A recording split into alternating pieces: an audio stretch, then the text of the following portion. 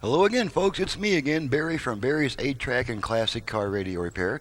And today's feature is going to be a radio that came out of a 1964 Plymouth Sport Fury. And it was just a factory AM radio, which I've added FM to. Nothing fancy there, but I do like the cosmetics of this model. I think that's a really cool looking radio. And before I plug this in and do the final test and demonstrate its operation, I'd like to show off my workmanship a little bit. Having been a professional avionics technician at the top level for about 5 years and having fixed a few pieces of equipment even for NASA, I've become obsessed with perfect soldering and good workmanship quality. As you can see, all these wires are all neatly tied together and lined up to where you really can't even hardly move them with your hands. So running over a bump in the road or driving over some rough terrain is not going to knock anything loose.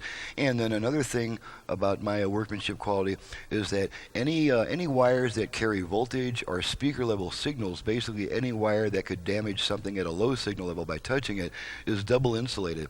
We've got a piece of small and a piece of large shrink wrap on all the wires, on all the connections that have any voltage or high level signals like a speaker level signal.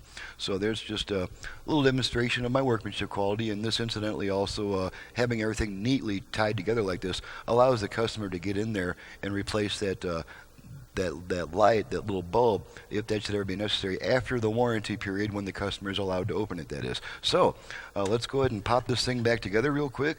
This is just a quick little easy deal with 2 screws. Just put the cover back on here, make sure I get everything lined up properly. Alrighty, and then 2 quick screws and we'll be ready to hook this puppy up and run it through its paces.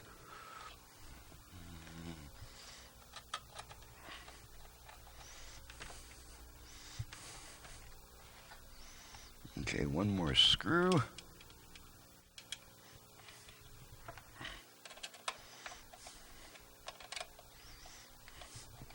Okay, so now she's put back together. Nice, tidy little unit there. I'm going to stick her on our little test stand. I'm going to plug in our antenna. And I already have my bench speakers and power wired to the same type of connector that's used with the conversion, so that I don't have to waste time hooking things up and all that. Everything just kind of pops in place here. Okay, so we're ready. I believe I have it set to the FM mode at the moment, so let's turn it on.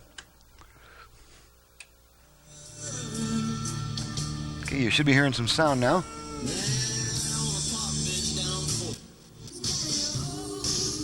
And the first thing we're going to do is we're going to make sure we have output on all 4 speakers, so let's move to our output level meters. Alrighty, we can see we have output on all 4 speakers. Now I'm going to demonstrate the virtual balance and fader functions. This was originally just a factory mono AM radio, so naturally it did not have left-right balance or front-rear fader knobs. So I'm going to demonstrate how we activate first the front-rear fader.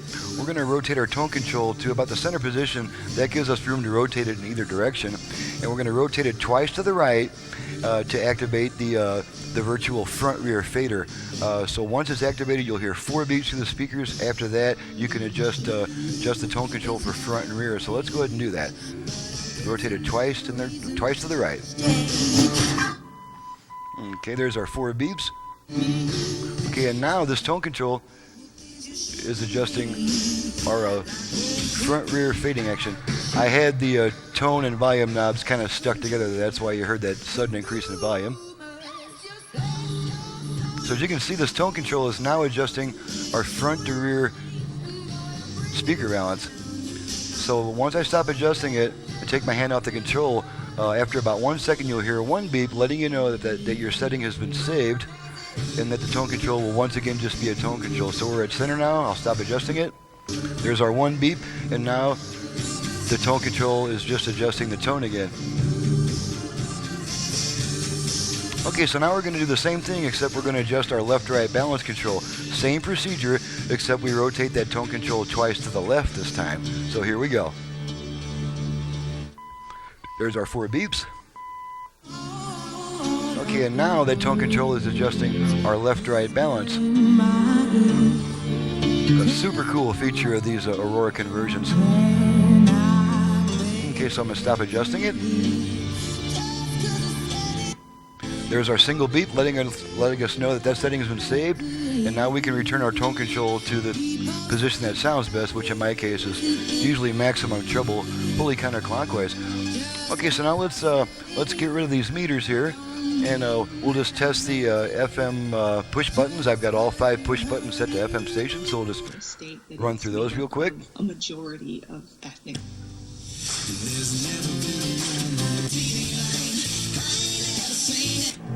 Here you're listening to FM stations on what was formerly an AM radio.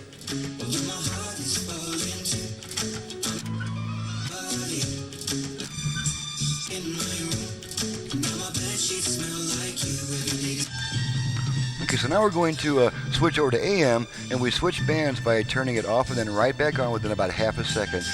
You'll see this front panel LED change from yellow to red, indicating AM operation. Now, you don't have to have this LED installed if you're worried about originality.